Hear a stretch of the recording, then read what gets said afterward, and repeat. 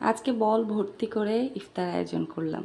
আমার বাসায় কিন্তু সারা বছরই দেখা যায় এই ইফতারের আইটেমগুলো তৈরি করা হয়। সবার যেহেতু এই ভাজা পোড়া খুব বেশি পছন্দের, তাই যখনই মন চায় তখনই তৈরি করে ফেলি। আর আজকে হচ্ছে বাসায় অনেক বেশি মেহমান ছিল, তাই সবার জন্য ভাবলাম যে একটু আলুর চপ, বেগুনি, পেঁয়াজু, ছোলা এইসব তৈরি করে ফেলি। সবাই একসাথে কিন্তু এগুলো খেতে বেশ ভালোই লাগে।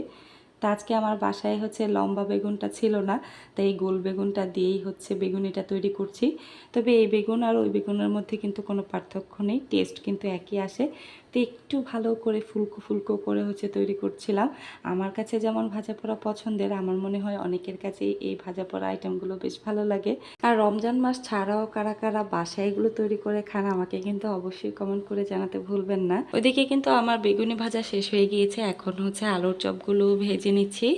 আর এদিকে চলেন আপনাদেরকে একটা খুব মজার জিনিস দেখাই। আমাকে আমার ছেলে এসে বলছিল, মামুনি তোমার কি রান্নাঘরে অনেক বেশি গরম লাগে? তাই হচ্ছে ও এই ফ্যানটা আমাকে এনে লাগিয়ে দিল। আসলে ও কিভাবে এটা বানিয়েছে আমি জানি না, মানে আমি তো দেখে অবাক। ও এতটুকু বাচ্চা কিভাবে এটা বানালো আল্লাহই জানে। তা আমার ছেলেটার জন্য সবাই অনেক বেশি বেশি দোয়া করবেন। সারা দিন শুধু এইসব কাজকর্ম নিয়েই ব্যস্ত থাকে, মানে কখন কি তৈরি করবে কি না করবে, মানে এইসব মাথায় যে ওর কোত্থেকে আসে আমি নিজেও জানি না। আসলে ছোট বাচ্চারা যে কোথা থেকে এগুলো শিখে একদমই আমরা বুঝতেই পারি না। আসলে ওরা অনেক বেশি ট্যালেন্টেড, শুধু অনেকেই ট্যালেন্টগুলো প্রকাশ করে, অনেকেই হয়তো বা করে না।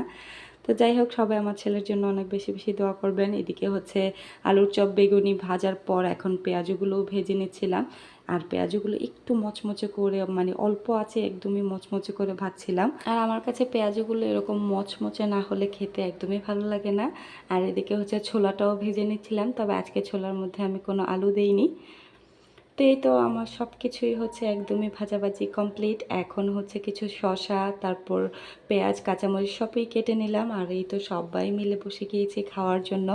আর এই সময়ও সবাই একসাথে এই মুড়ি মাখা খেতে যে কি মজা। তো আজকের ভিডিও এখানেই শেষ করে দিচ্ছি। ভালো থাকবেন সবাই, আল্লাহ হাফিজ।